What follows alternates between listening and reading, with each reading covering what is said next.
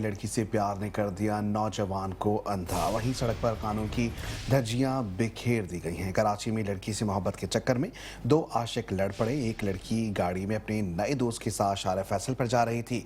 लड़की का साबिक बॉयफ्रेंड गाड़ी का पीछा करते हुए शार फैसल तक आ गया।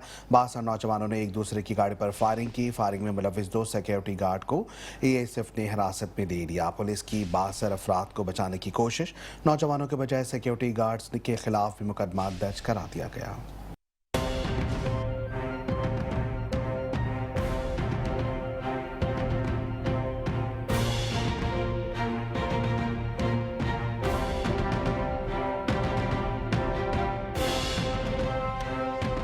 लड़की से प्यार ने कर दिया नौजवानों को अंधा। सड़क पर कानून की धज्जियां बिखेर दी गईं। कराची में लड़की से मोहब्बत के चक्कर में दो आशिक लड़ पड़े। एक लड़की गाड़ी में अपने नए दोस्त के साथ शार फैसल पर जा रही थी। लड़की का साबिक बॉयफ्रेंड गाड़ी पीछा करते हुए शार फैसल तक आ गया। बासर नौजवान ने गाड़ी पर फायरिंग करके गाड़ी रोकने का कहा। लग्जरी गाड़ी में सवार सिक्योरिटी गार्ड ने दूसरी गाड़ी पर फायरिंग की। दूसरी गाड़ी में मौजूद सिक्योरिटी गार्ड भी फायरिंग करते रहे और एयरपोर्ट के आते तक पहुँच गए। वाकई के बाद लड़की कार से उतरकर चलती बनी। फायरिंग में मुलविस दो सिक्योरिटी गार्ड को एयरपोर्ट के करीब सिक्योरिटी फोर्सेस ने हिरासत में ले लिया। गाड़ियों में सवार सिक्योरिटी गार्ड ने असला कब्जे में भी ले लिया। जराये के मुताबिक फायरिंग करने वाली लग्जरी गाड़ी की नंबर प्लेट भी मौजूद नहीं थी। दोनों पार्टियां कानूनी कार्रवाई से बचने के लिए सुलह करने की कोशिशों में मसरूफ हैं। पुलिस ने वाकये का मुकदमा बासर अफराद के खिलाफ दर्ज करने के बजाय सिक्योरिटी गार्ड पर दर्ज कर लिया।